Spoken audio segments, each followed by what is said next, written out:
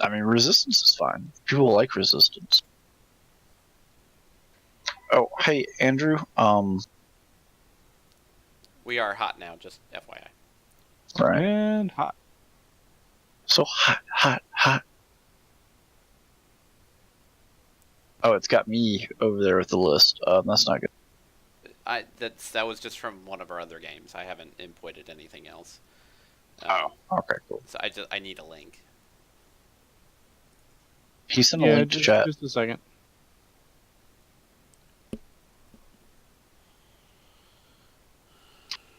I'm gonna toss a live link out on the podcast thing here in just a minute.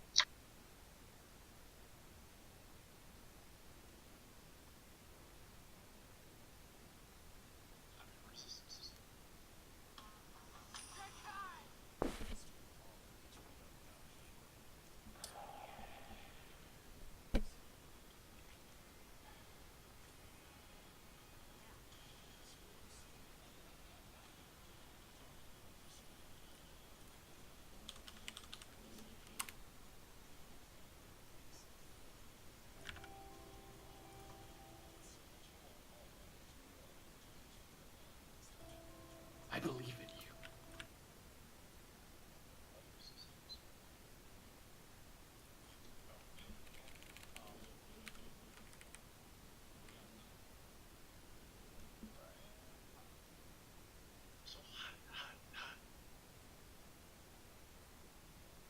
Oh, it's got me over there with the list. That's not good. That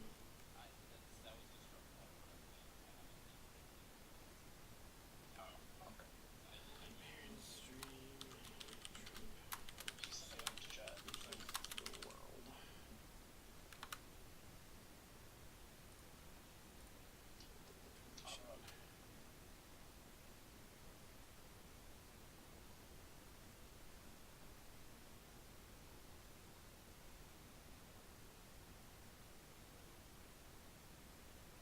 Of course, this stupid ass stream doesn't update. Okay, so now I've got that link in the chat.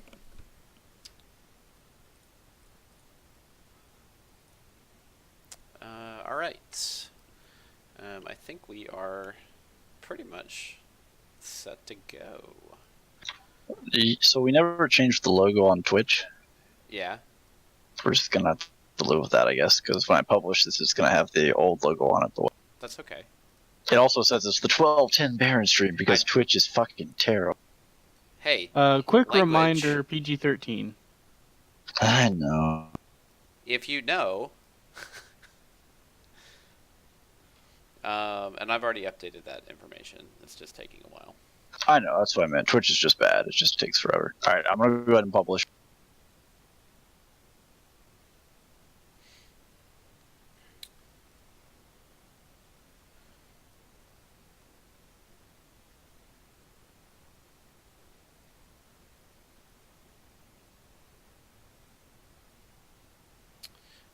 For everyone that is in the channel now, can you hear us all right? And we're not echoing or anything like that? I've already done my checks. I just want to make sure that you guys are good.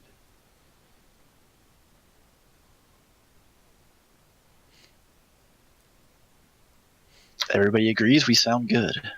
I know I sound good. My silky voice. Silky smooth. Just resonates through people's speakers. And their souls. Well, it has to go through the speaker to reach their soul. Yeah, there's going to be a little bit of a background fuzz, mainly because the way we have it set up right now, my mic has to be hot pretty much at all times, so I can't really talk as a secondary. The next stream, that'll be fixed. I just have to set up a couple other settings and stuff.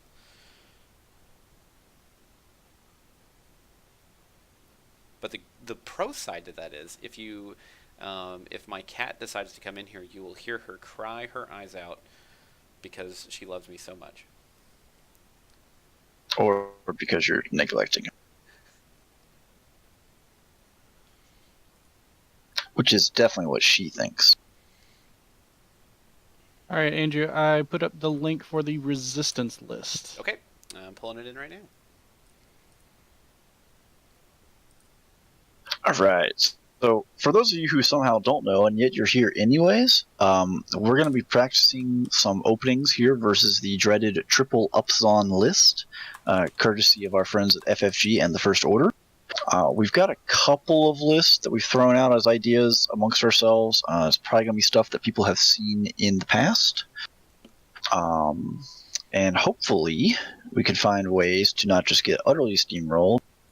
And yeah, so this isn't really going to be, strictly speaking, games. It's really just going to be practice. So there'll probably be a lot of setup, reset, and hopefully a fair bit of discussion both amongst ourselves and in Twitch chat as well, of suggestions, ideas, thoughts, that kind of thing. Yeah, so welcome everybody thank you for joining us. Dutch has already made one suggestion. Epsilon will bring all 3 smallest debris. Yeah, I'll get those out. Yep. I didn't actually know which one, so I just pulled out all the other ones. Sorry, I just moved the world on you guys. Hold on. I hit the wrong window. Sounds like a personal problem. It absolutely is.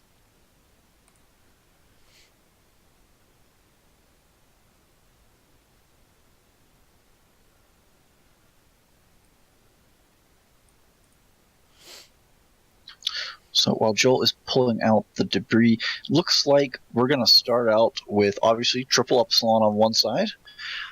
And on the other side, Poe Dameron, Neon Num, and Lulo. This is a really popular list right now because resistance is pretty good. And Joel, I know, is very fond of the ace play. And I think we all think not only did it do pretty well at Phoenix, there are several versions of it. I know Carson Ray out there of TCX did quite well with it. But it's just a really good list all around, which is something that we keep in mind and bring up a lot probably tonight, in that while it feels...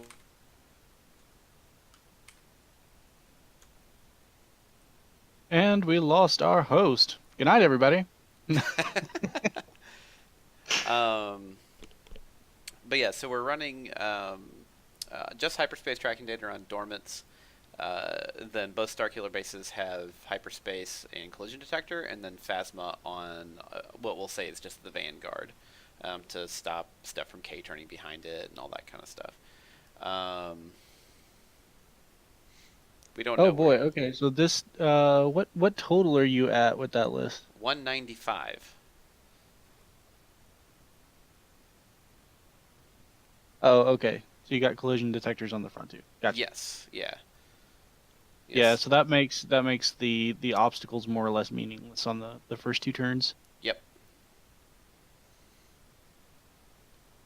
They mean something for dormants, but he doesn't really care because his purpose is basically done after the first turn of the game. Then he's just a gun.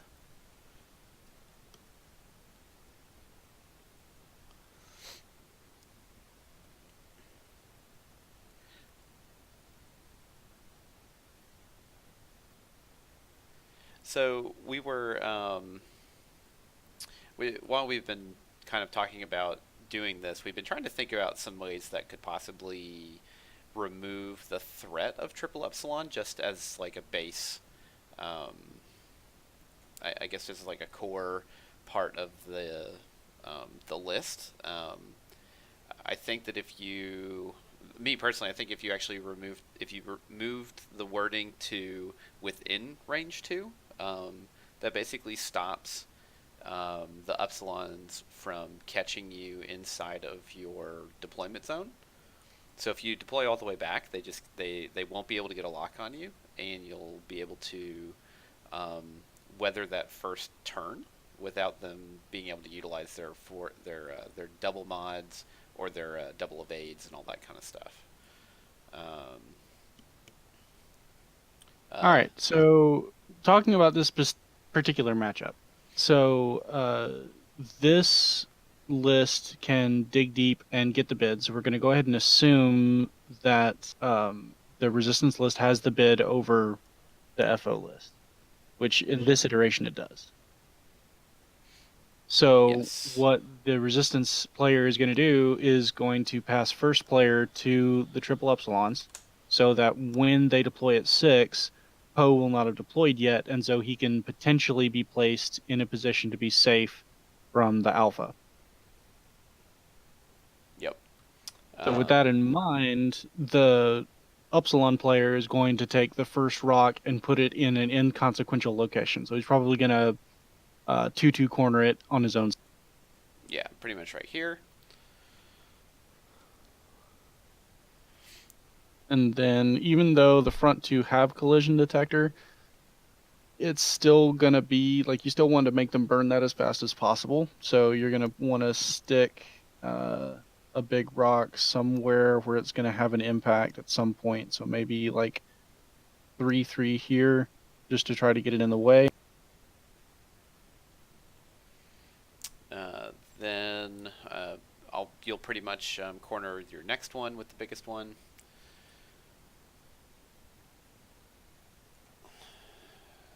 On your side, of course. And I'm pretty much guaranteed. No, I am guaranteed to place Nian and Lulo first before anything else has gone down. Yep. So I'm going to go ahead and put just stake my claim to this corner of the board and just start stacking stuff over here. Trying to make it to where they're going to hit 2 coming in. Yeah, something like that. Let's see, what was the range? Dutch suggested putting a rock in the middle, so at least makes them choose a direction.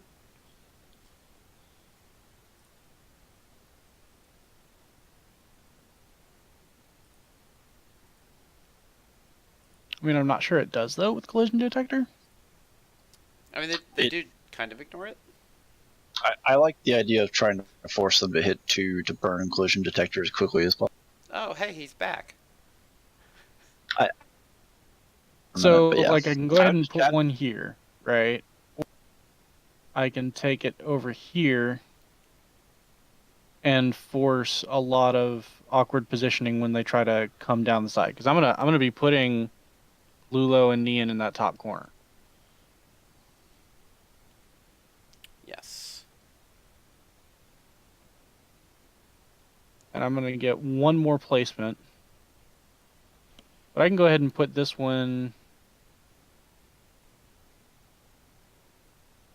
Just gonna put Poe in the middle. Basil's being so slow.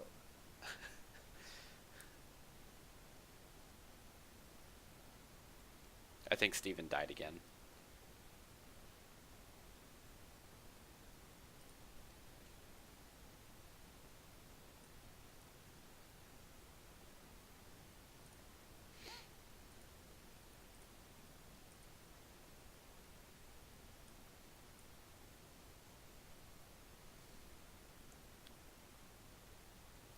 Yeah, so I'm having to restart my Vassal session, it looks like. We are having some minor technical difficulties.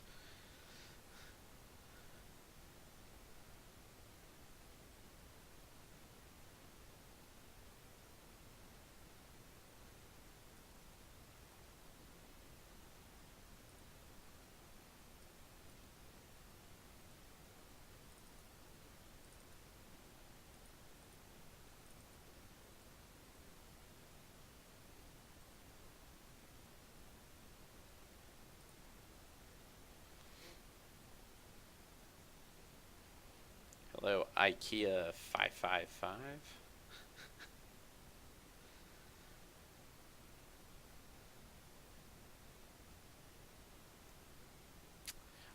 I'm not entirely sure if there's another list you can fit that gets over 36 health. Is there?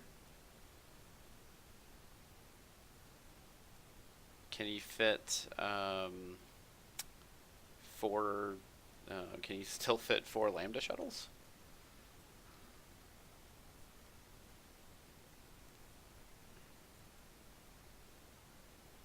Four Scum Falcons? Yes, also easily. Oh, yeah. I keep forgetting about the Scum Falcon. So yeah, you can't get above that.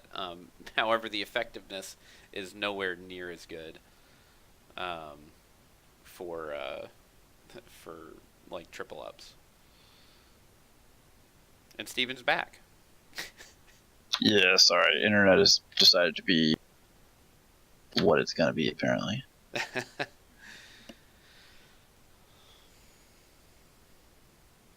All right, so Vassal's calm down is really weird. It was Vassal itself was hogging all of my memory. Why that would be? It's because it's Java based. Is it derped? Okay, so we're gonna go with putting one in the middle, even though I'm not certain how I feel about that.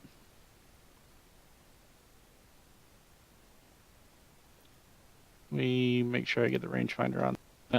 We want to have plenty of space to stick another one over in the top area there, or down in the middle over on my side, to try to make a triangle depending on where your third rock goes.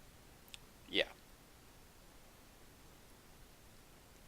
Well, in my third rock is just going to be in probably range 1 of the one of my cornered rocks.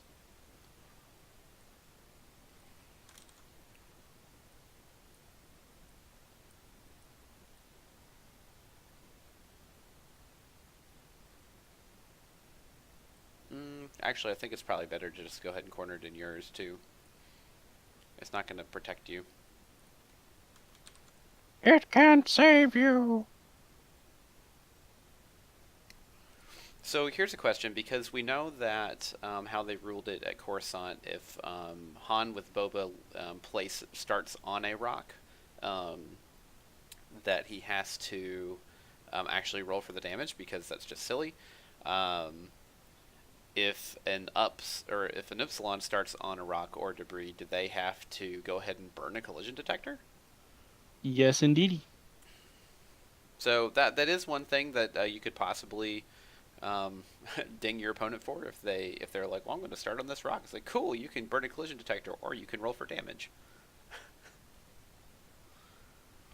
All right, well, we'll go with that as just kind of a generic starting distribution. Okay. So then Lulo and Neon will place. Spooky.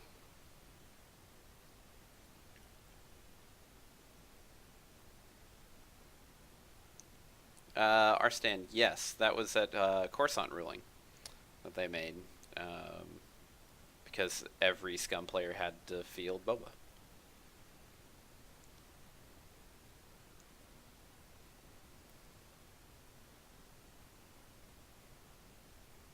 Calm down, Java. It's not the end of the world. That's what you think. It is for Java.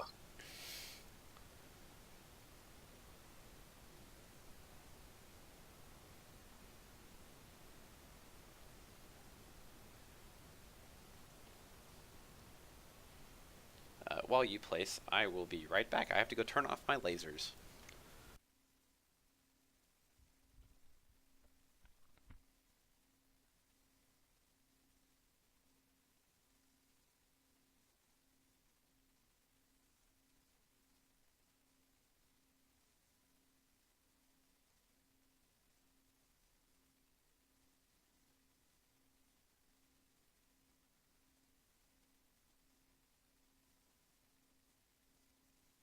Yeah, I do actually kind of tend to agree there that if you try to force them to place, or somehow they end up placed on it, that you would just take the damage. The collision detectors aren't going to get burned until they need to burn it for a reason, to like get a shot off or to get the reinforcement.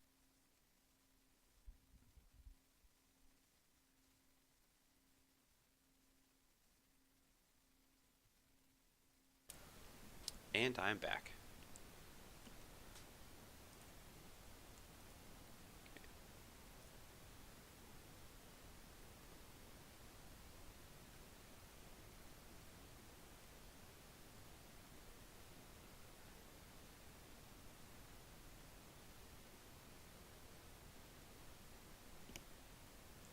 Are you still placing?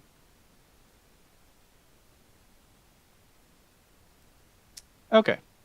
So we've got Neon placed. We've got Lulo placed. And the idea here is that Nian has black 1, so he's going to be able to 4 straight and then slam into potentially a 4K or just a 4 straight. And then Lulo can 5 straight boost it out of here, right? And then he's going to have, both of them have defensive rerolls, Nian with elusive and Lulo with Lone Wolf.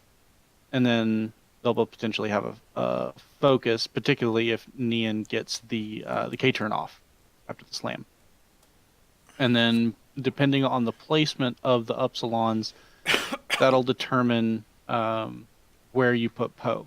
Now, the Epsilons could move to block off Lulo, in which case you would have potentially the opportunity to turn in with Lulo if you can see it coming and kind of boost the other direction. Correct.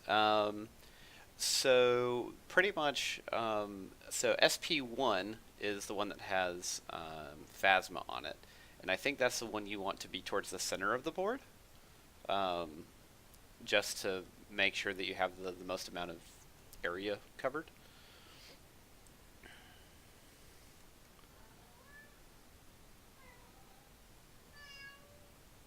Yeah, I agree.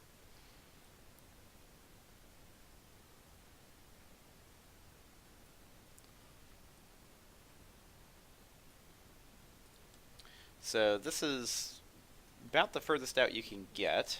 Dormitz has a perfectly clear shot to just go ahead and do a 3 straight and start coming around. Oh, hey, it's my cat. Go figure.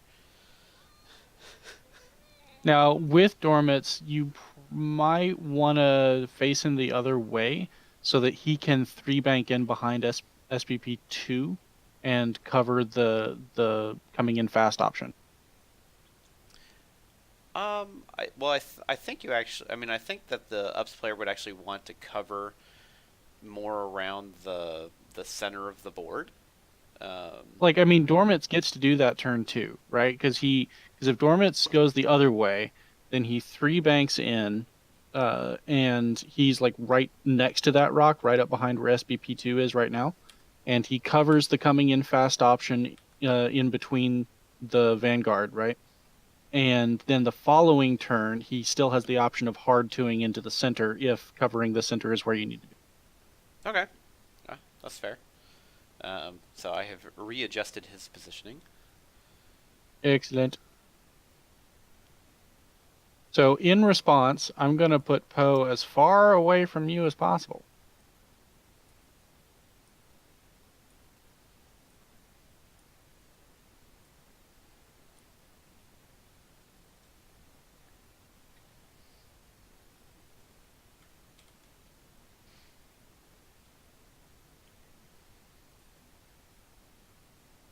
So the question here is, do we actually want to set dials and me try and out juke you here, or do we just want to run through a couple different scenarios?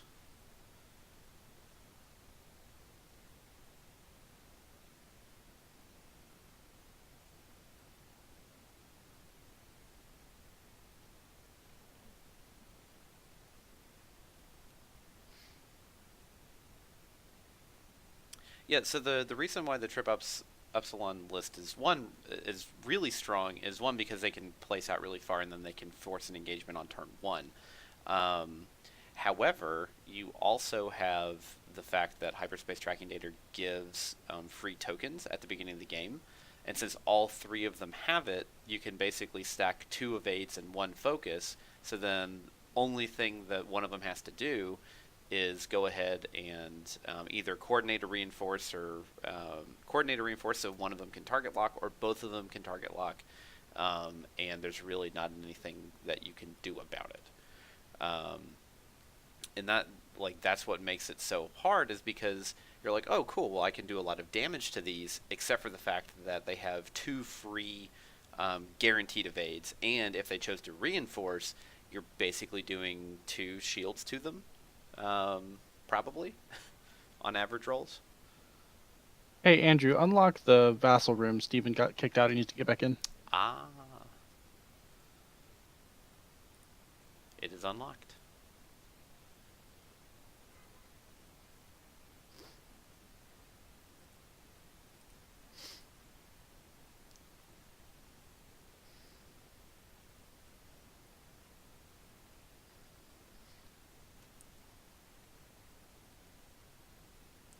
Have you placed Poe yet?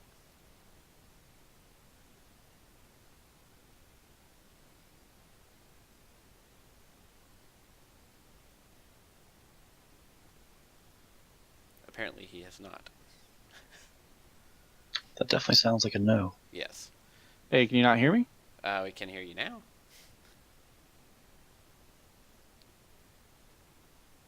You're being interfered with by Vassal.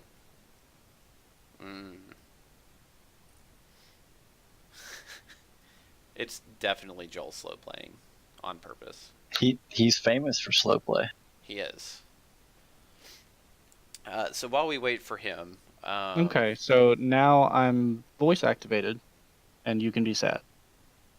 That's fine. It's still better than just a hot mic the entire time.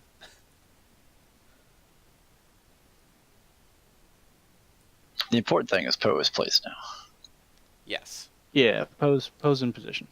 Okay, so basically here you have Neon can do four straight. Yeah, four straight to basically try and gap close. Yeah. However, the issue with this, if you four straights, and I choose to stop with one of them, you're basically caught, and you're guaranteed to probably lose all your shields and maybe a damage card on the first turn. Well, like, that's actually a win because I'm not taking shots from two of them. Well, because Dormant's is still going to shoot at you. No, he won't. Move Dormant. Do a 3-bank with Dormants. Let's see where his arc lands.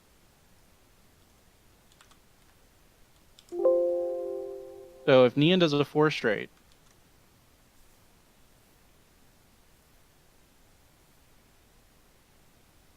then there's no arc. Okay. So there's no range. Or no range. Okay. Okay. So Neon did the 4 straight. You stopped with one of them. You did what? A 3 straight with the other? Which one do you do a 3 straight with? No. If I feel that that Neon is going to come in, I just do a 1 straight with one, and then I stop with the other one. Okay. So which one do you do the 1 straight with? All right. So then the call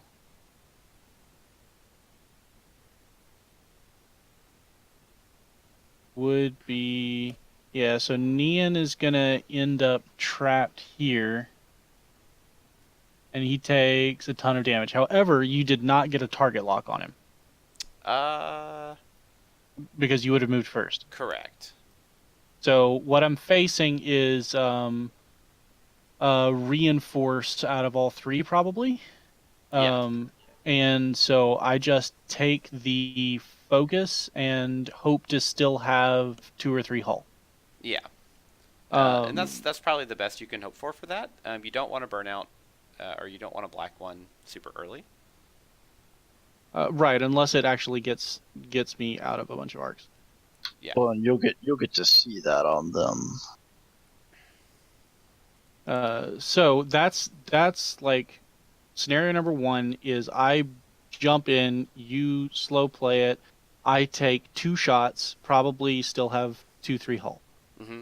So then the next scenario would be, so I'll say I'll do a 2 straight with number 2. I mean the typical. Let's start with the typical though. The typical is you barrel in 3 straight with both of the front guys in a 3-bank with Dormants. Let's just take a look at that. So then, what'll happen here is the 2 front guys will both target lock Neon. Yep. And Dormants is too far away to coordinate, so he'll just reinforce, I guess. Yep. Neon will have dialed in a 4 straight. Because like if I slow roll with Neon here, then he's facing even worse than he was before. Yeah. Right? So I do the 4 straight with Neon. And he ends up right here. And so what I'm going to do is at that point, I'm taking 1 range, 1 shot. So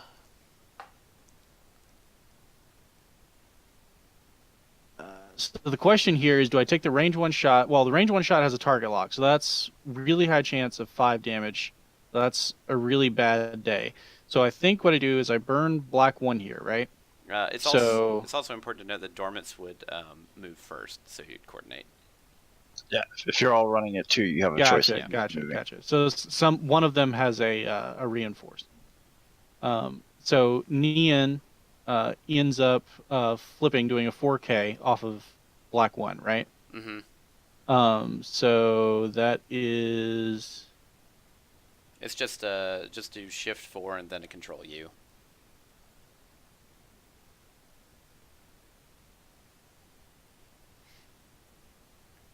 So you will get behind. The reinforced probably wouldn't matter then. Right. And you do get an action for pattern analyzer, so that's probably so I go ahead the and best. take that focus, and I ditch the stress, and I'm gonna take an ion. Ditch. Yeah, I'm gonna ditch the weapons disabled for an ion. Yep. And so he's gonna be sitting there with a 4-die shot there, taking a single 4-die shot with only focus. So that's about as good as he's gonna get on the opening turn, facing in. So now let's look at Lulo. Yep. So Lulo, I got a couple of ideas. One of them is just a 5 straight boost and see what that does. So we'll start with that. So 5 straight. And you definitely get out. And then a boost. And Lulo gets out. Yep. Right? Then we can back up. Undo. Is there an undo? Yes. There we go. Not that far. So then. Well, so we want to. So the other. Well, I still wanted to see what the other thing with Lulo though. So put out the SP1 arc. There you go. So Lulo does a 3 bank. I don't. Wrong bank. Yeah. It should be control 3.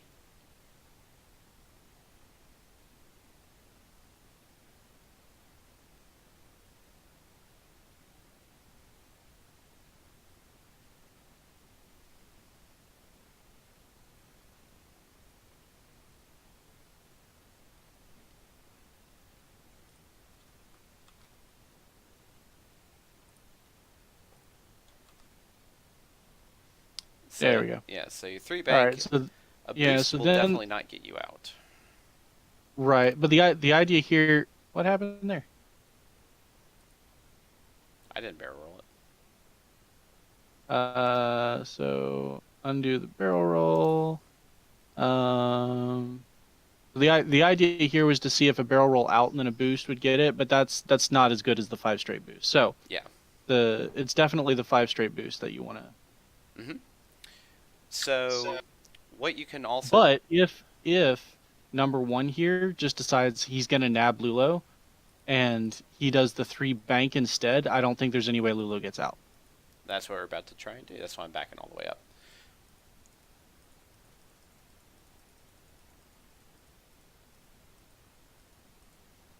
Okay. Wah! So 3 bank, reinforce, blah, blah, blah, blah, blah. 3 straight out of number 2. And then you do a 3 bank out of number 1. So the only problem with doing this is that it actually brings the arc so far out. And this is assuming that that he's really thinking that you're going to do the 5 straight. And so you still get a pretty decent safe shot, but you're not going to be able to escape it. So you probably just want to sit there and tank it with a focus. Yeah, so you do the 5 straight. Here, bring up SP2's arc. Yeah, so you're safe from that arc just out of the 5 straight. So, um, based on whether or not you think you're out of that arc, you probably just sit there and take the focus. You have Lone Wolf, you have a focus. It's range 3. You may lose your shields, but that's all you can really expect to happen. Yeah. Um, Variance aside, but most of the time that's a pretty safe shot with just the hmm focus. Um, Now it will be a fully modified shot from the Epsilon, Yeah. which is unfortunate. But either way, I mean, like I think with Poe being all the way out and then Lulo being able to escape if they go all in on Neon, with Black One, he should be able to escape and make it the best case scenario because he's going to see where they're going to be. So, but if they do slow roll, then it's going to be a lot of pain. Well, yeah, I don't think it's awful though. So here's a question: Does a The thing is, like say they slow roll and Neon like does the too hard or something, right? So then they're just screwed because they've lost everything. so a three straight doesn't clear it? Let's see the Right, but you could three three straight bank. 3 bank. It still doesn't clear it. And that's going to be dependent on because they're almost perfectly aligned. So if you're off to the side a little bit, it should clear. Yeah. Um, so I for Polulo Neon, I think that's actually a pretty um, safe kind of. I mean, like it's not an ideal engagement, but it's better than um, probably what most would assume. hmm So you're gonna probably end up with 1 ship at half, and then that, You'll and probably then net. at that point, you're gonna be able to actually engage, and get behind him and stuff. Yeah. All right. Is there anything else that you want to see on this particular opening? Not this one, I don't think. I think we need to move on to the next list. All right. And I'm just gonna throw a suggestion in here on this setup too, because I missed probably some of the discussion in the initial setup.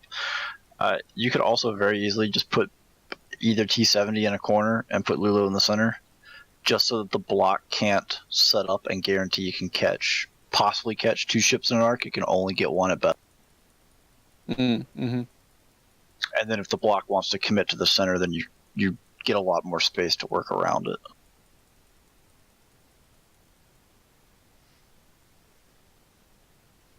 Okay, I've reset us basically to where we can start with the next list while you. All right. Let's bring in that rebel monstrosity. So That's a technical term. So Arstan, we're actually going to go over a couple. We're gonna not always deploy in the corner, just to make the Epsilon pilots make an actual choice and set it up to where both like the main or the opposing list will go in either direction, so they have to actually commit to one or the other. And we've kind of determined that anything that has either 2 repositions or can go really fast with a boost is generally safe from the opening engagement. Now, slower stuff, which we're going to get to here in a bit with rebels and stuff, that turns into a little bit more of a variance save me, and I hope that I can tank enough damage to not die.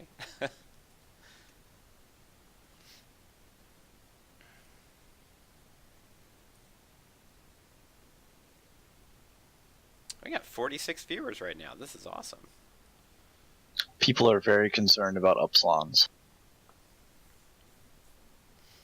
Yeah, and you definitely can set up the Vanguard Epsilons at a 45-degree angle to get even more range. It just kind of depends on how it's set up. I think if you're going to see a list that's set up in the middle, actually setting up at angles is going to be a little bit better, possibly. Well, I think the big risk for an Epsilon player trying to set up in the center is they're conceding a lot of. They're really banking on getting the first movement right, and then because if they miss that opening opportunity and they're dead center, they don't have a board edge to defend them anymore, Yep. and it's much easier for ships to get around. Yeah. And the real thing with this list, aside from just the initial opening engagement, it's really kind of how it was with old FSR, where it's really it's really a race against the clock and not against the list itself. Just because there's so much damage that you have to do, and if you're rolling semi unmodded dice like only focus or stuff like that, it's really going to hurt how long it takes you to get rid of these lists.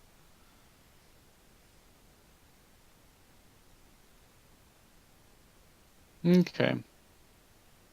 And again, looking back at the whole idea of putting in the middle too, with them running reinforce, the Upsilons don't want their flanks exposed because the reinforce is what creates that very slow damage race.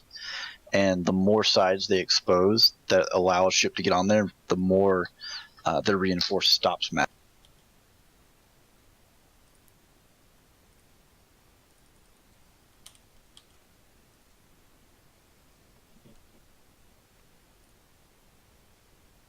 All right, so this one we have. Oh, this is not the selfless one that I listed earlier. Do we want to do that one, or do we want to do one that isn't damage spread based? Well, it's got bigs. We'll just start there. Okay. Yeah, so we'll And start there and go more tanky if we need to. Yeah, because we got Wedge and Nora, which are a lot more popular pieces. Mm-hmm. We've got the U-Wing in there to bring Leia, because at 2 points she's pretty auto-include. And then Biggs is there for a stab at weathering the Alpha, which they could just nuke Biggs, and that's fine, whatever. But Then Biggs dies, and it happens. Okay, so are we still setting up in the corner here? yes, I'm gonna. It's a little tighter in, but this list actually likes rocks less than you do, so It's fair. it wants to have kind of a channel because it's actually Biggs is a blessing and a curse because now they're all tethered to Biggs, at least through the opening, so that he can do something about all that damage. Yeah. So they've got to be range one of him, which means no converging from different angles or any such fanciness, which means that they need a solid jousting lane, which means side of the board.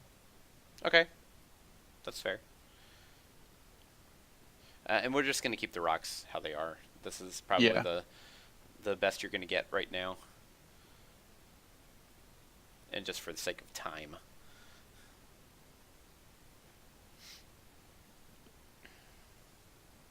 Majava. I don't know what else you could really change in the rocks. If you say, well, the Upsilon player is going to corner three rocks to get them out of the way, and then you're going to try to double stack rocks to force collision detector burns. It's not like the rock strategy is going to shift a whole lot past that. Yeah.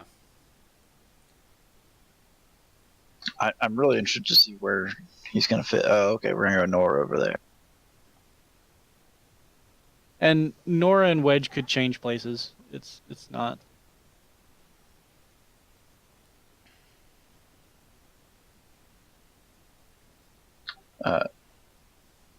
Okay.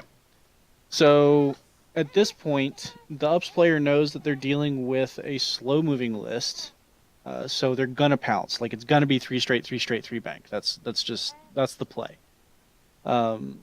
So from that perspective, you want to make sure that you're giving them range 3 shots on the opening, and that all 4 of your ships get a shot.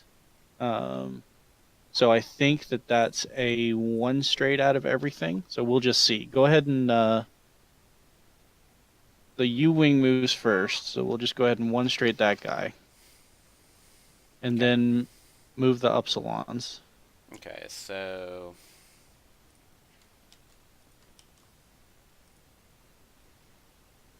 Oh, that's not gonna be a long range shot. Yeah, so I mean, I think here, just as the Epsilon player, I mean, you just slam in. Yeah, yeah, you do. Okay. Okay, and then uh, the first dude will have focused. Biggs is gonna end up focusing life. So as the Epsilon player, I guess, do you just target lock Biggs just to go ahead and remove him? Well, okay, so you've got options here. You can target lock either what you think is going to be the biggest pain, which in this list Nora has torpedoes, so that's a big deal. Wedge takes away your one green die, which is not an enormous deal, but still annoying. Um, and the Pathfinder has Leia, which kind of defeats the purpose of you bringing Phasma. Yeah. So it you basically just pick which target you want to get rid of. Because I think you're going to be able to kill an X. I think you can kill Wedge through Biggs. I don't think you can kill I don't the think you. Pathfinder or Nora through Yeah. Biggs. So let's go ahead and see if you can kill Wedge.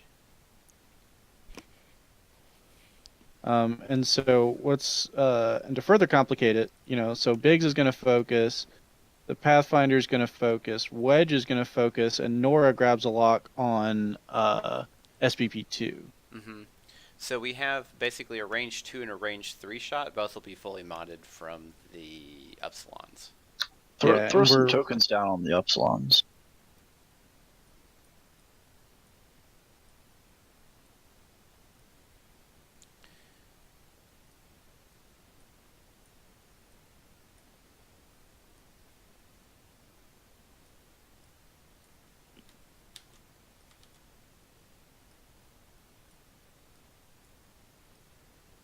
Alright, there you go. You got your double evades and reinforce and focus, target locks, everything that you need. Yeah, so this is assuming that we have the reinforce on SPP2, which if the reinforce was put there and there's no way for SPP1 to get it, you just shoot into SPP1. I think Nora actually locks SPP1 instead. Yeah. Okay, so let's go through a round of combat. Yeah, let's try this out. So we would start with Wedge, who's going to have a range 3 onto SPP1. So that's going to be me rolling 3, you rolling 1 for range. And even though it spells his doom, with that roll on a focus hit, I'm going to spend this to try to make the trade as even as possible. Okay. So that's going to be 3 hits, now you get 1. 3 hits. And it doesn't really matter because I'll just get my... Yeah, you'll just evade. And spend 1 evade. Yeah. So that's 2 shields. And then Nora is going to fire the torpedo into SPP1. And it's a half-mounted shot, which is unfortunate. Yeah. So that's going to be 4 dice. Then re-roll. So that's going to be a hit and 2 crits. Roll 1. Take 3? Or 2. One of them was blank. Oh, okay. All right, so down then to 2 shields. Yeah, so then Biggs is going to shoot him, and that's going to be range 2. Mm-hmm.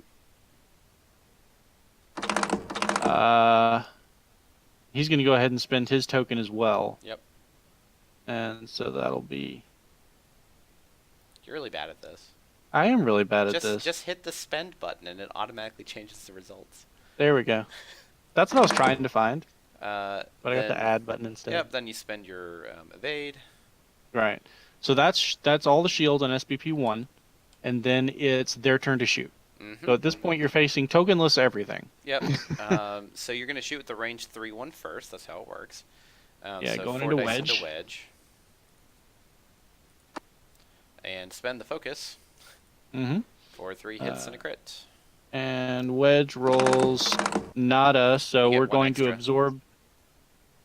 Ah, yes. You can just add. Yeah, there you go. And reroll it. Yes. Nada. So then Biggs is going to take the crit off, Mm-hmm. and Wedge suffers 3 hits. So he is Down to 3 hull. that Alt S?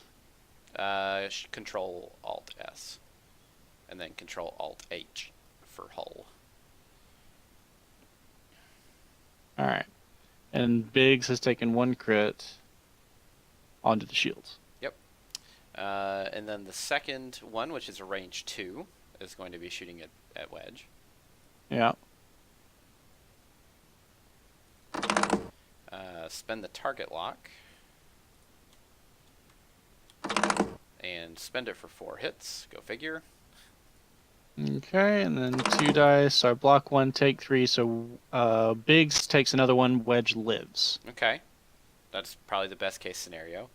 Now, if you didn't... I mean, I only you rolled full, and I rolled 1 evade on 5 dice. So actually, that's not bad. Yeah. Like the variance was kind of against me there. Yeah. Because Biggs for sure blocks 2 damage. Yep. So Wedge does get 1 more turn to shoot, which is good. Yeah. So Biggs is down a shield, and Wedge has 2 more. And also, Biggs is there for crit protection, which is kind of a big deal. Yeah, yeah. The crit not going into Wedge was pretty nice. And you did get half points on 1. You also got half points on Wedge. Well, the Pathfinder hasn't shot yet. Oh yeah, Pathfinder hasn't shot. You're right. So then the Pathfinder takes the range 2 into SBP 1. Mm-hmm. And he will spend the focus for a hit crit. And I have no more evades, so I will take a hit crit. Not a terrible exchange. No, it's really not that bad. Yeah, and that's really just a lot of guns, a lot of dice, and Biggs making sure that at least some of the damage is soaked up. Mm-hmm. Now, if your Epsilon opponent decided to be less offensive, which I don't know if that's the right call or not, and he just decided to reinforce with both of them, I think you only get 5 shields. Yeah, I would have done 4 less damage. Yeah. So, which that's fine. And if they have Tavson in there, then I do 3 less damage, right? Because Tavson ends up like he takes the first damage and then he does the reinforce. Yeah. So, they make a good point here that probably the right call would be just to go straight into Big. Because they're range 2 shots. Yeah, you've got 2 range 2 shots overlapping Bigs. He probably isn't going to live through. Yeah.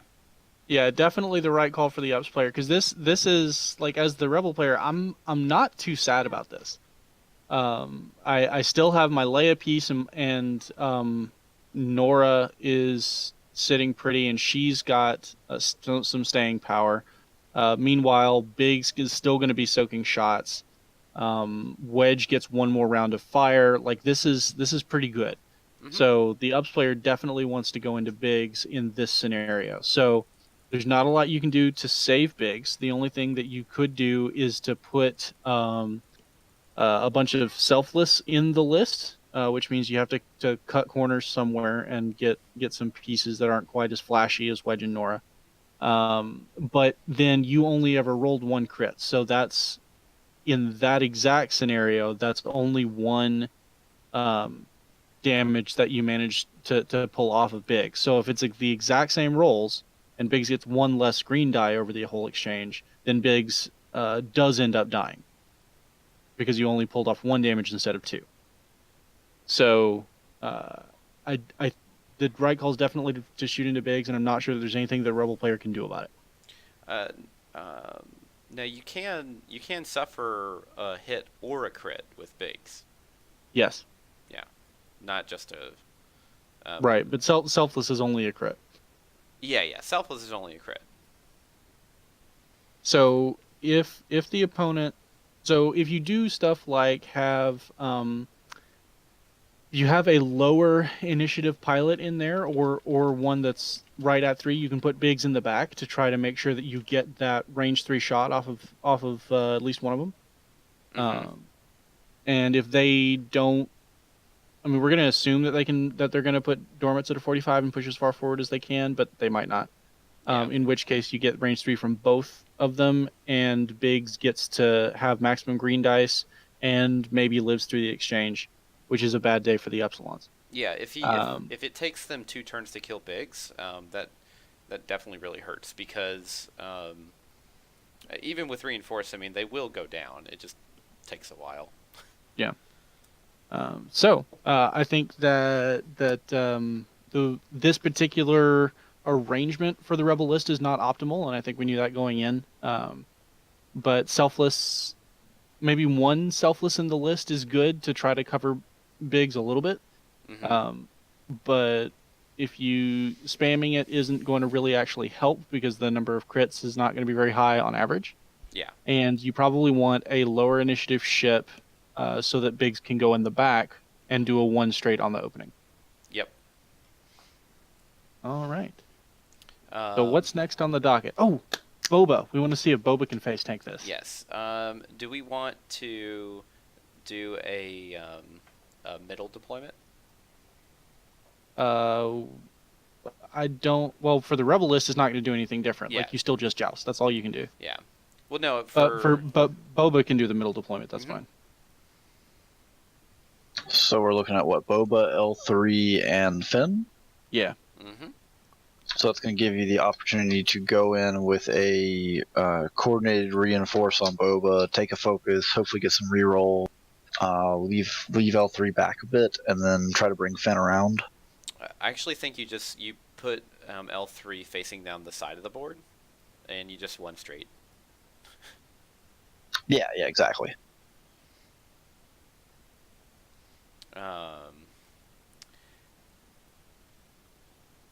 Can one of you guys send me a link?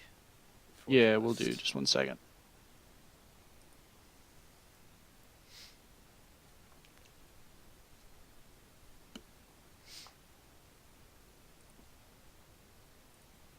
Oh, okay. So people are talking about Boba Craft and Old T instead of Fen. The problem with Old T is that you're going to barrel him in, and he's going to nab range 1 of maybe both of the Vanguards or just one of them ideally, and then he's going to blow off all of those green tokens, and then he's just going to die for it because it's just too many dice. Yeah, you can't. You got to play the hang out at range and plink game with these. Running up on them and being like, I'm a Concordia is just going to get yourself. Yeah. Mainly just because one of them, like even 5 dice at range 1, he's still gonna take 2. And like if they want to kill him, then they're still going to have a target lock. Yep.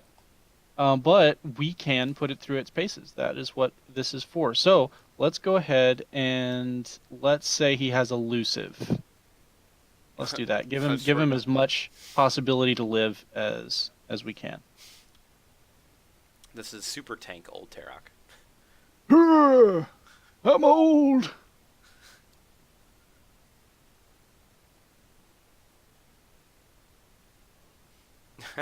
Yeah, Leroy Jenkins. That's exactly what what flying a Fang feels like. And there's plenty of space left in this list because we're using Old T and not Fen. So we're at 183, which means that you could put toys in here, but we're just going to leave it at 183 for the purposes of this. Sure. Basically, yeah. Like Steven said in the chat, who is Eeyore, by the way. It's we're just doing hyperspace legal stuff only because once you start putting the triple Epsilon list inside of extended, it starts becoming a lot less scary.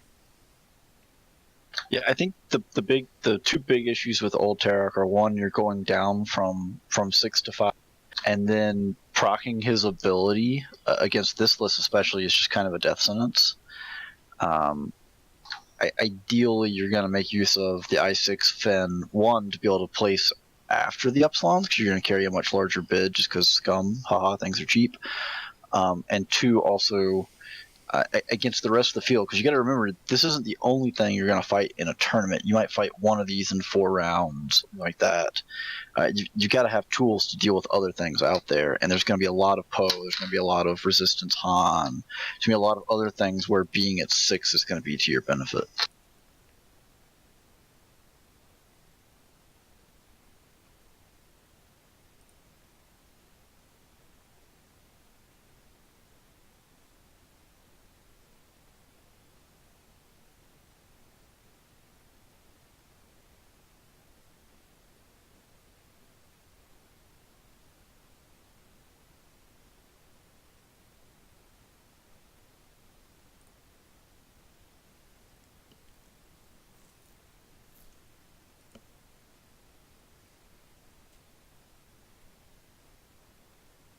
All right. We're going to try Altair. We're going to play with some dice variants. Why not?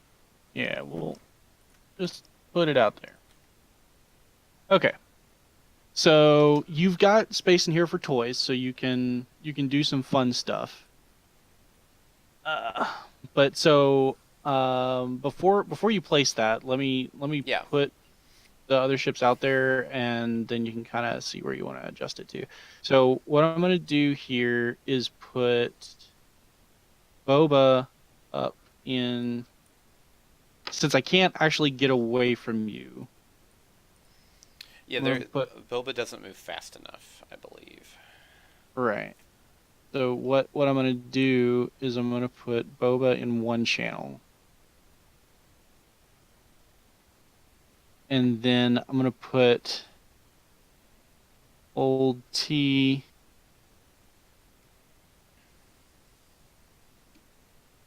a little off to the side. But what I definitely don't want to do is to get old T kind of stranded.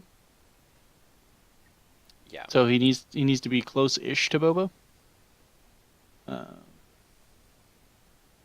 So probably what I'm going to do with Boba is put him at the extreme top edge of this channel here, so that he'll have enough space to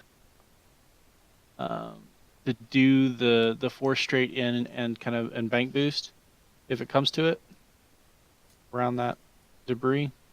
Makes sense. And then put old T down here. L3 is going to just be kind of in the... Gadwag, we're just assuming that that Scum is placing first. The Epsilons are just deployed in their normal setup, and we'll readjust them as we see fit to make the Epsilon player have the highest amount of advantage. Because we're just testing here. We're not playing a real match.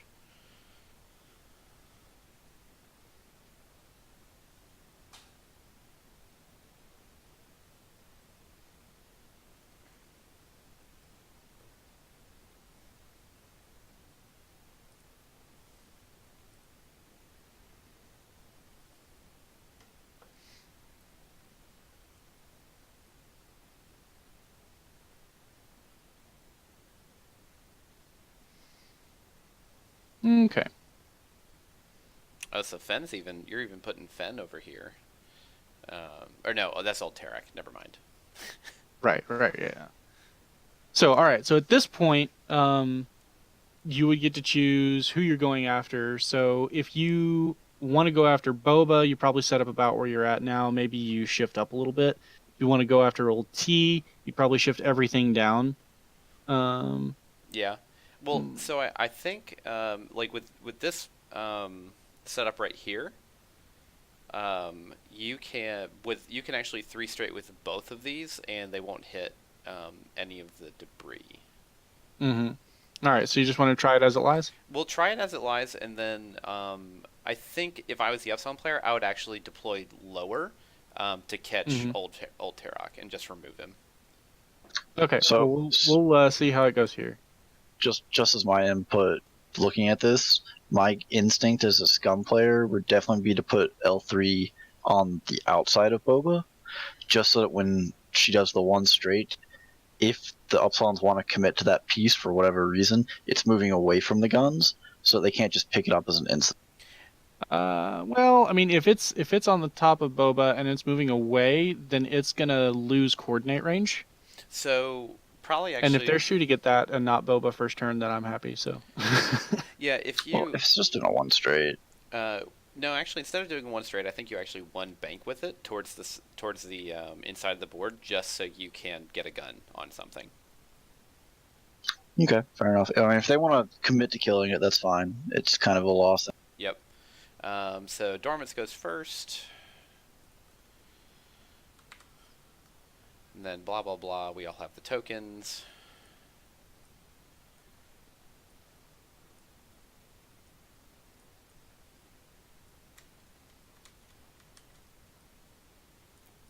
Hey, look at that, all the tokens.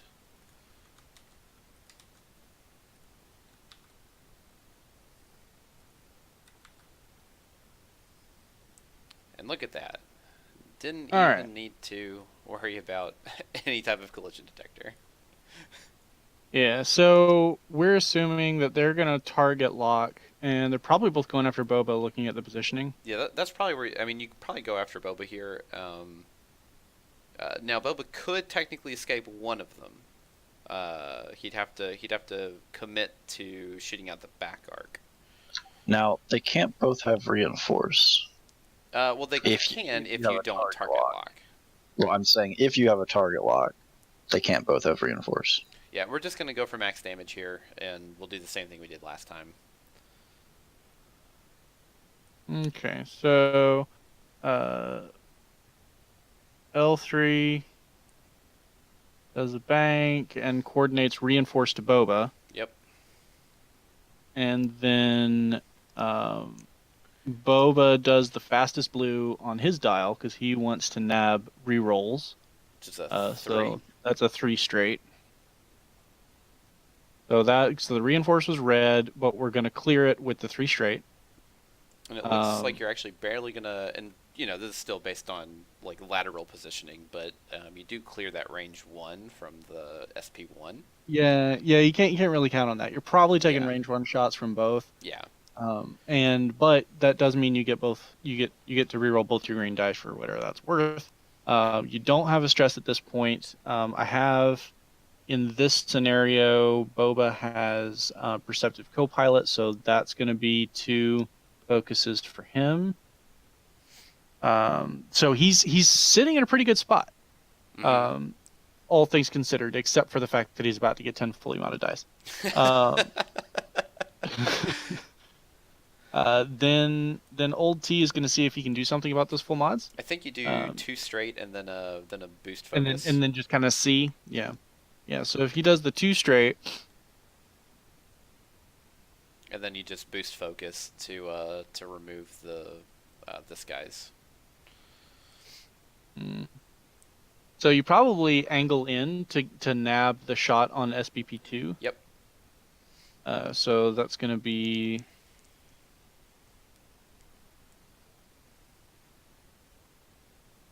boost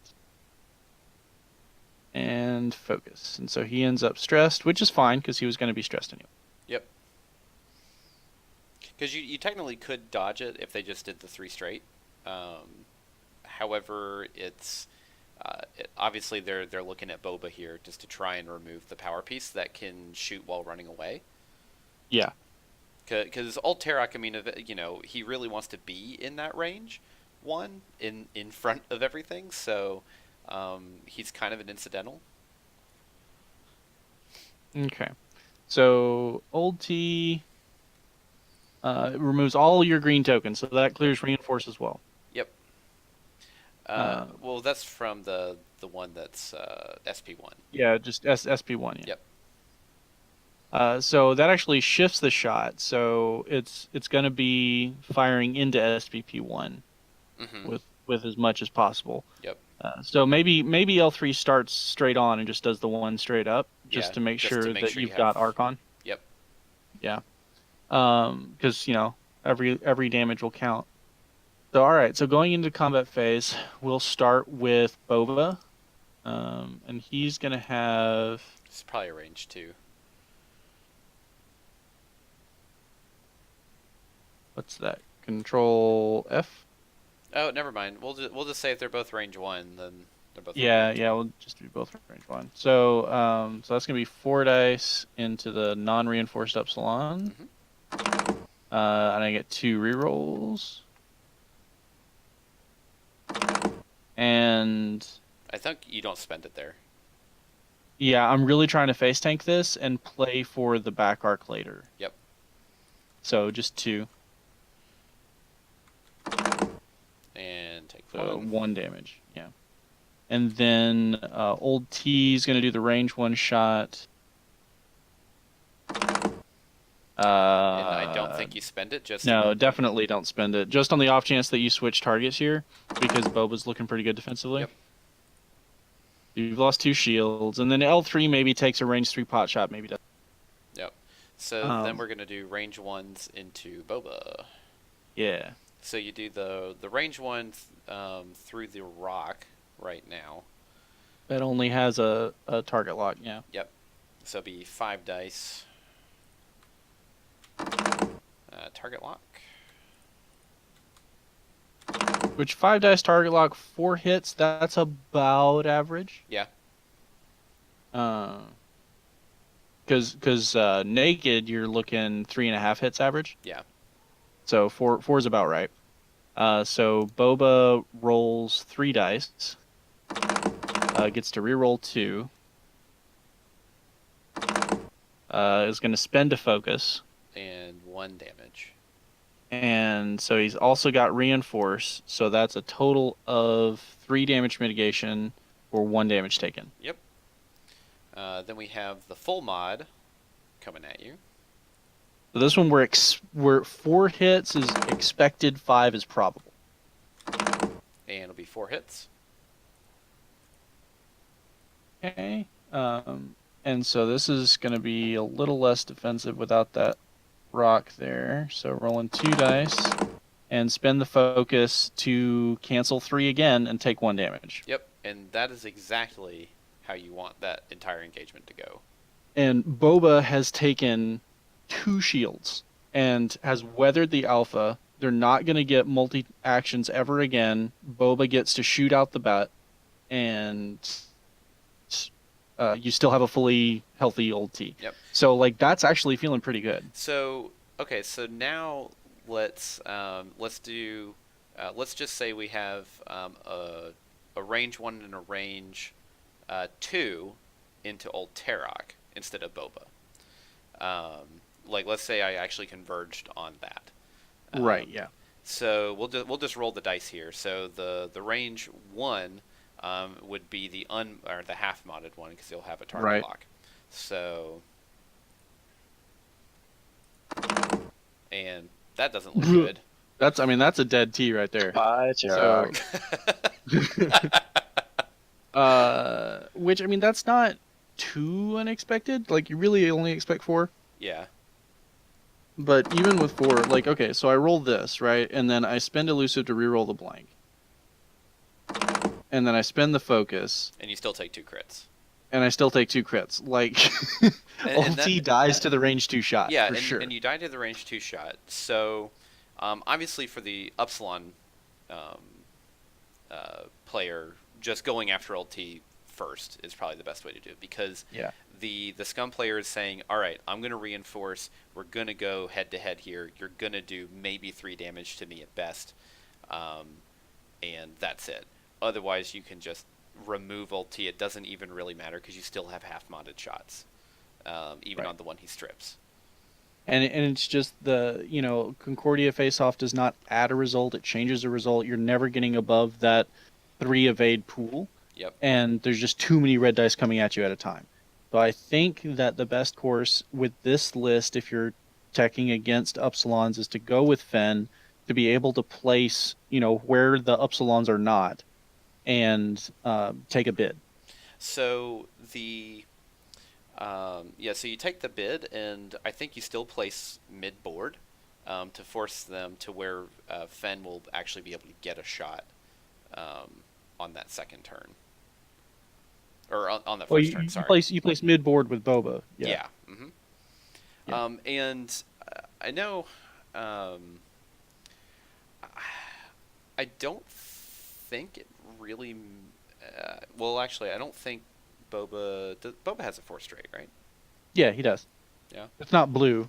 So if he ends up range 1 of the Phasma boat, then it's not gonna be pretty, but like he's gonna be behind 2 of them. So Now L3 will definitely get at least one more coordinate off. no, because Boba's gonna end up this turn stressed.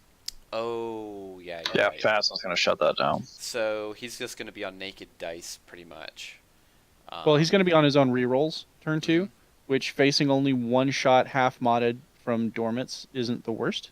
Yeah, that's true. It's not terrible. Well, it might not be half modded. It depends on positioning because it is possible that Dormits jets up and then like SBP 1 manages to snag a range 2 coordinate back to Dormits. Not that way. But but like he does like a 1 bank maybe.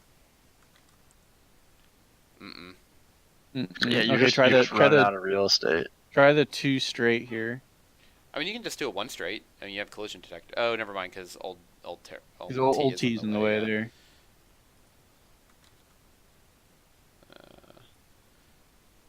No. But anyway, so it is possible, given different geometries, that you could You would be able to there's coordinate. that so there's that coordinate back. So Dormits does end up with Full a mod. full modded shot into Boba. SBP2 does probably stops, maybe does a 1 straight and bumps into Boba. It doesn't really make too big of a difference. Boba's not fitting back in there, I don't think. Yeah. So then you end up with a range 2 out of Dormits into Boba, and Boba really just has to go straight as fast as he can. So Yeah. so that's suboptimal. I think you probably get into Boba's hull on turn 2 there. But then after that, like they still haven't dealt with the Fang, and after that, Boba's guaranteed shooting them out the back, and there's nothing they can do about it. I mean, if we're operating under the idea that SB1 wants to get a coordinate back, then Boba's probably just looking at doing some kind of bank to go into the space he vacated. Yeah, that's fair.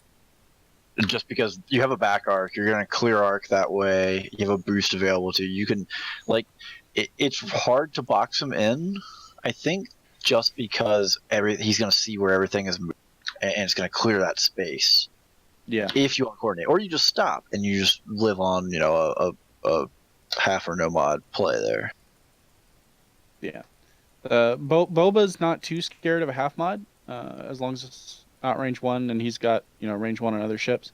So I think that second turn, you really got to play by ear.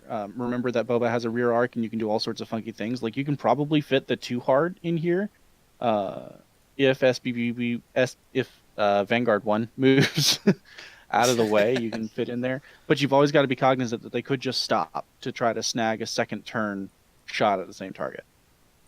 Yeah, if they both stop to clog, and Boba goes up and touches one, clears arc on the other, and you just face Dormits at maybe range 1? Yeah. Probably not range 1. Probably not range That's 1. pretty fine. Yeah. Yeah, it's probably range 2 with 2 reroll. That's really not a bad trade.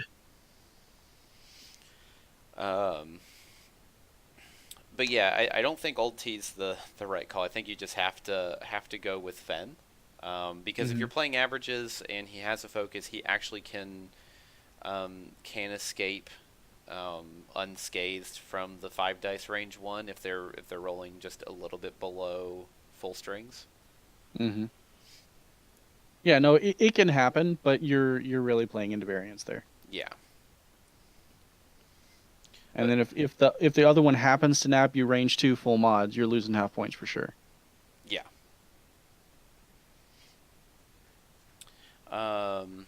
Do we want to do some of the the shenanigans that Resistance Han can do? Yeah, let's do some fancy silver bulleting here.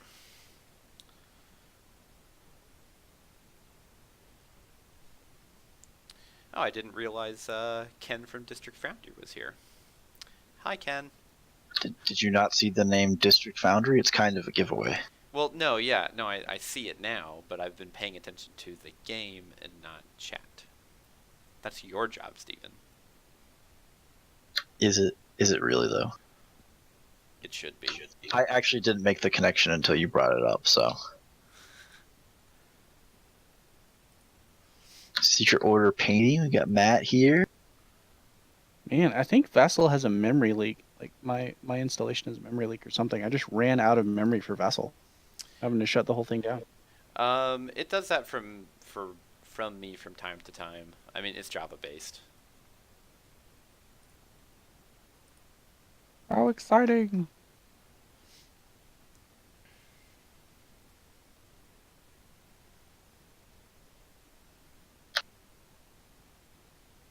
We're gonna be looking at Resistance Han next. Actually, probably what, Nian and Lula. No, Bastion. we're gonna do Bastion Lulo. We're gonna do super silver bullet shenanigans stuff. Bastion, Lula. Never mind. That's Nian's not a good call there. Yeah.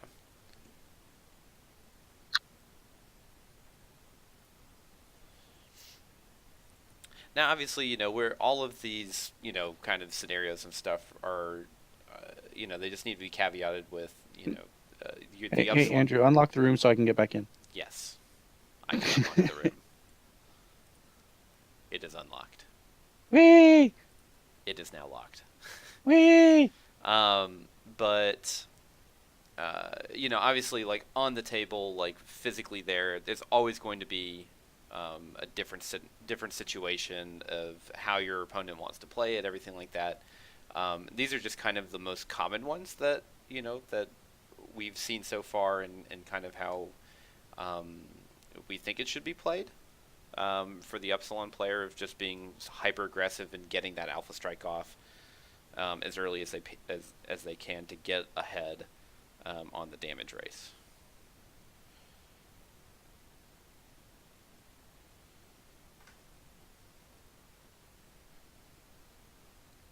We've got a shout out for frosted tokens as well.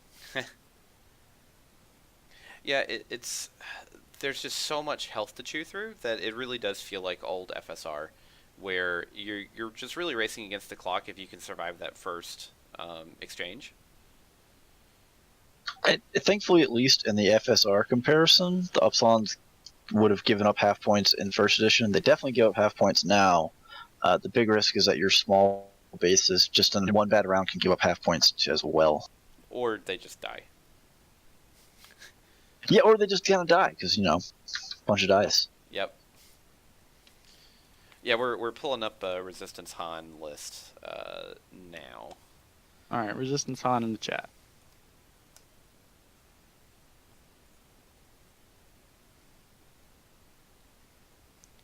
Ken, you know that jamming beams are not legal for hyperspace.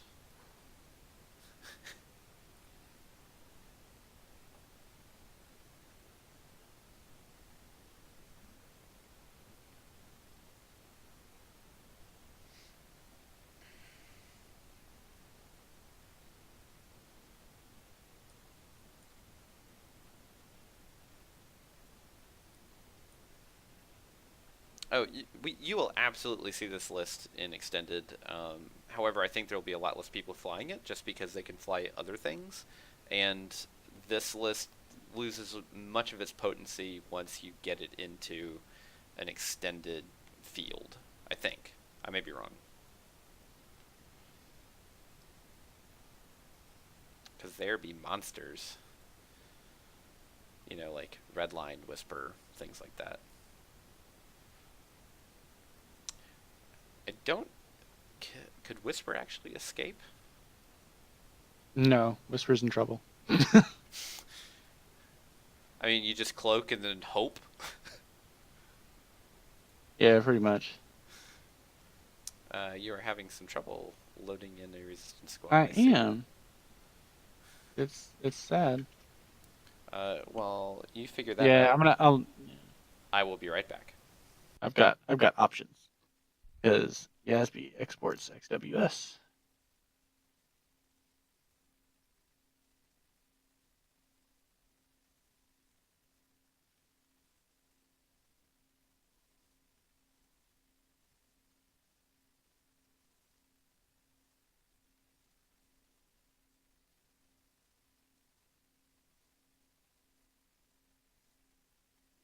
All right.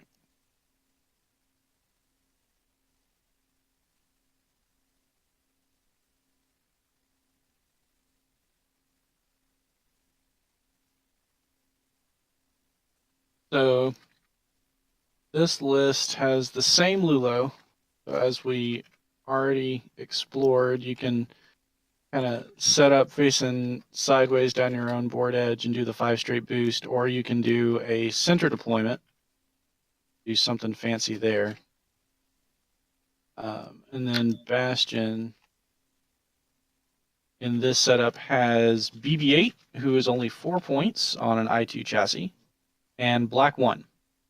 You also have a 10-point bid with this list, so we're going to assume that the ups hasn't bid that low, and Bastion's I2 moves after the Epsilon's I2, and so you get full benefit out of BB-8. I am back. Welcome back.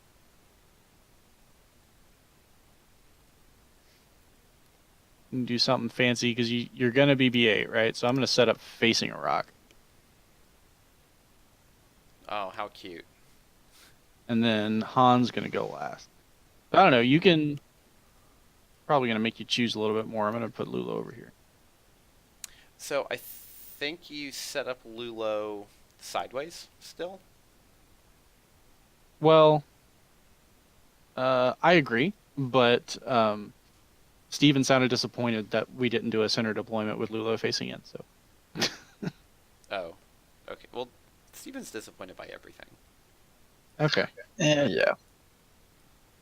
I mean, the thing is, if you set it up sideways and they don't just absolutely perfectly dial it in and call it, you know you can get out with Lulo. Like there's almost no way you couldn't get out, right? Right. Yeah. So I think actually like I think that the safe thing to do here is still to deploy in the corner and just do this nonsense. There is a rock in the middle. That's a debris. I mean, it's a debris, okay. But it still doesn't change anything. Now, if they don't have collision detector, then this is a whole different story. Well, if they don't have collision detector, you actually set up your rocks towards you. Yeah. And you just basically make a wall as best you can. Yeah, if they don't have collision detector, you're just going to set up just to try to rob them of actually getting to shoot, make them land on a rock if they want to come in. Yep. I don't think you're going to see that without collision detector unless you're trying to outbid other Epsilon lists. Oh, the world we live in.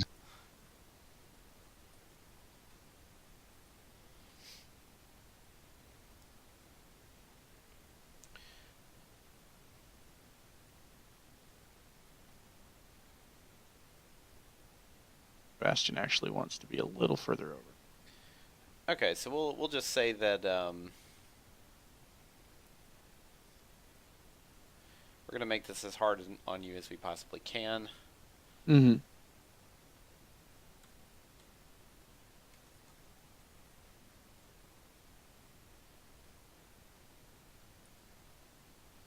we're going to make it to where you can't squeeze by me. Oh boy. All right. And then Han's gonna be okay. So Dormit's being up into the corner like that means that Han can deploy over here with impunity. If Dormit's is at the 45 angle down, I think Han still deploys over here. I'm not sure.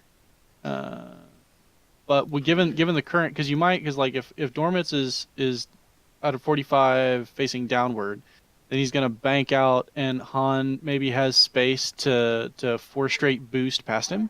It's probably healthier with resistance on the board for Dormants to actually face in versus out. Yeah. Let's try. I don't know. What do you think? Do you try to converge back in on Han, or you just bring Dormitz in to try to reinforce their position and keep Bastion from zipping past without taking a shot? That's a tough one. You could, well,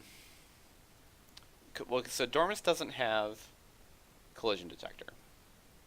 Right. I think you actually rotate him. I think you actually rotate him towards the inside of the board just to threaten Han. So Okay. you definitely want to rotate him.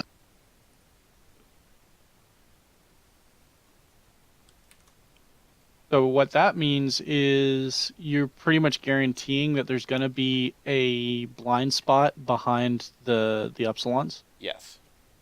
once they move. And now they know that Bastion can slam, so we're going to do like a them going long and them going short Yep. options. So I think I'm still going to try Han right here, Okay. and we're just going to see how that works. And then we've got dials, right? So you're going to go first with all your guys. And we'll start with the going deep, I guess. Okay, so 3 straight, and then 1 bank out of Dormants. Yeah. Yeah, that's definitely going to block Han. But we'll see what he can get away with. Because he's got a... Man, is there 4 straight red? That's sad. It is sad. Oh, what, on the Scum? Oh, or yeah. on the Resistance Falcon? Yeah. Okay, so Bastion. So if they go deep, then Which is you the can wrong call. You can do just the straight. Actually, what you do if they go deep is you do a BB-8 boost. Yep. Into your 4 straight, and that's going to be so you do that's the BB-8 boost, and then the 4 straight bumps, and you are completely safe. Yep, and then Lulo 5 straights and gets out. Right. So then Han is the only one that's taking damage here. Let's see if the 4 straight bumps. Actually, the 3 straight would bump. Yep. So you just do that 3 straight, and if Dormants did the 1 bank over, then you're going to bump. Or if he did the 2 bank, then you're going to squirt to the side and zoom past. Yeah. So either way, I don't think it's really a good engagement for the Epsilon to like go hard in. It is not. No, if Dormants bumps first turn on Han like this, he is absolutely ruined. It's like you have 2 bumps, and Lulo squirts out. Epsilon shoot at nothing for a turn, and you've got everything but Lulo behind you next turn. Yeah. Oh, you can't BB-8 a 4 straight, by the way. It has to be a 3. Either way, you'd still bump. Oh yeah. Good call. I didn't catch that. Genitaus, whatever. Geniteos? It is not a Baron's something without us mispronouncing something. All right. So you do the short play, right? What's your short play? Okay, so I think the short play here is I think you stop with Dormants and just to guarantee a damage or guarantee a shot. Then you I think you 2 straight maybe with 2.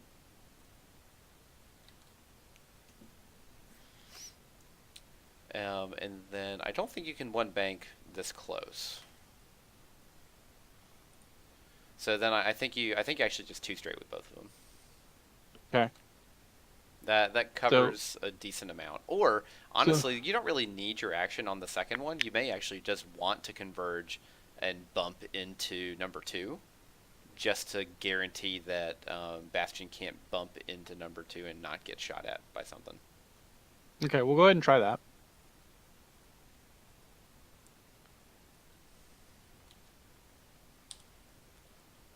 Okay. So then Bastion is dialed in a 3 because he wants to have maximum options this turn. Yeah. So he BB-8s a 1 bank boost. And then 3 straight, And then 3 straight. Zippity doo dah, I'm basically out. And so that's a 2. He's gonna take a range 2 shot from number 2 there. So then he just slams into a 3 bank. Yep. Or you just close your S foils before you move and barrel roll. Yeah, that one's a little risky though, because any sort of lateral movement out of SBP2, and you don't actually have that option because you can't move forward enough on the barrel roll. But yeah, so like he's burned a charge on BB-8, he's burned Black 1, but he doesn't really care because nobody shot at him this turn, and you've lost all the tokens on those guys. And getting out of the turn 1 trap is totally worth those. Absolutely, yeah. Because then they don't have all the evades and all that kind of stuff, and they're kind of out of position now. So Han is doing the 3 straight, because that would bump if Dormants does a 1 bank. And he's range 2, and he's just gonna token up with Calculate. I think that's the best. Yep. The best call here. So he ends up with double Calculate, which will just have focus tokens for that. And Lulu's so just out in the middle of nowhere because it doesn't. Yeah, Lulu's down middle of the board. Yep. So then both of the Epsilons at the top are in poor positions. Dormits gets maybe 2 damage into Han. And no, well, yeah, because he doesn't have the target lock, so it's just half modded. Right, he's got a focus and 2 evades, so he's probably gonna take a damage and give 2 to Han ish. Yeah, so that's 3 on average. Yeah, so rolling 1 on Han, and he takes 3, so that's his shields, and he spends it to get back a lock that he spent or whatever. So, it's not ideal, but then Dormants is stressed this turn, right? And so he's got to move forward. And then Han doesn't really care. And then the other 2 are out of position. So, after that point, it's a game. Yeah, and I really. And there's probably a better place to put Han, right? Mm-hmm. So. Yeah, I really think obviously this list with your power piece, Han being able to place wherever you want it, after you get to see everything. I mean that's obviously going to hurt this kind of list really fast. Right. Oh, actually, he wouldn't even have a focus. Well, never mind. This particular list doesn't have Hotshot on it. Right, because this one's going for a deep bid. Yeah. In order to ensure getting under the ups. All right, so other silver bullet type things are Boba Crew, which the problem with Boba Crew is what do you put it on, and it's really just like you can put it on a fire spray. That's not Boba, unfortunately. You can put it on a Scum Falcon, or you could put it on an escape craft. And the fire spray is the only one of those things that is really going to have a lot of impact. And I just don't think that it's going to have very much impact.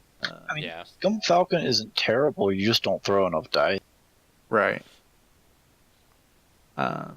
But so there's options there. You could try Tobias Beckett to move an obstacle at the last minute, but if they've got collision detector, they just don't care.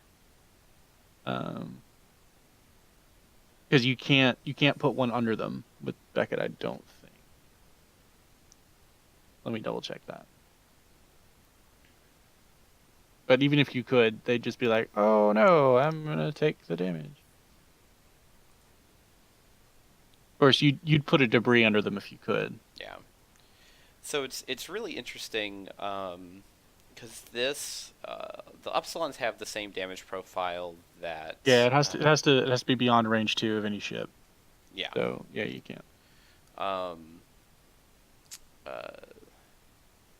this list has the same damage output or damage profile that double tapping dash did. Mm-hmm. His For mod, one turn. yeah, for one turn, for a singular turn. But it's higher modded, and it has a much higher damage floor than what he could do. It's got a much better defensive setup as well. Yeah. The main thing is if you can survive that opening turn, their time on target for an Epsilon is absolutely horrendous. Yeah. And that's the thing is, obviously the way to handle this list is to get behind it and then stay behind it as long as you can.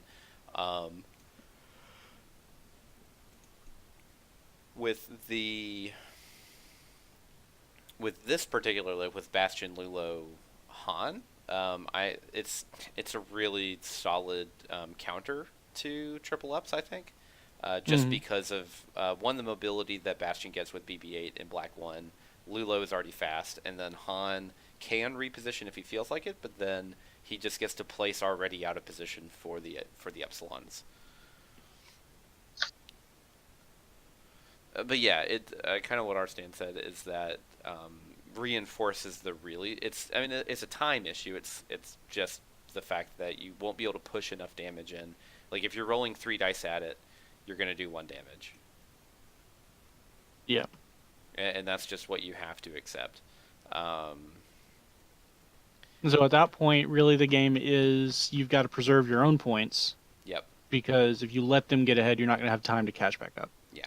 Yeah.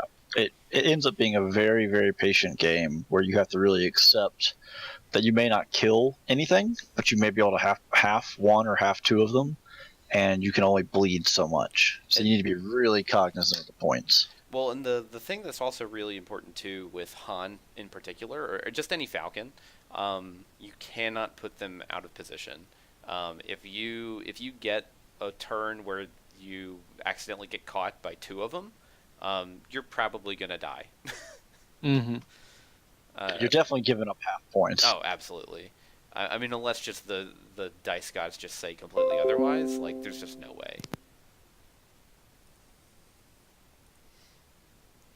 But yeah, I think this was really educational for me. Just kind of seeing some of the ways that you could kind of engage it. Yeah, I think it's a good place to kind of start from. Put some groundwork into understanding the distances and the types of things that you're looking for to get around it or tank it. But I think I think we have achieved our objectives for the evening. Yeah. Well, thanks everyone for joining us. If you have friends or whatever that didn't get to see this that really need to see it, it'll be up on YouTube tomorrow whenever I wake up. And where on YouTube will it be, Andrew? On the Krillpod Creatives YouTube page or channel. I'll post a link up whenever it's live. And then as well, there should be Twitch should be set to archive, so this should sit on Twitch for about 2 weeks as well. Yep. Yeah. Thanks so much for tuning in, guys. We're gonna try and do stuff like this a little bit more often. Whenever we have free time, with kids and life and lasers, it's tough to tough to find it, but All right. Well, until next time, I'm Andrew. I'm Joel. And I'm Steven, and we're gonna do that out of order, I guess. Woo! Oh yeah. All right, night, guys. But yeah, thanks for tuning in, everybody.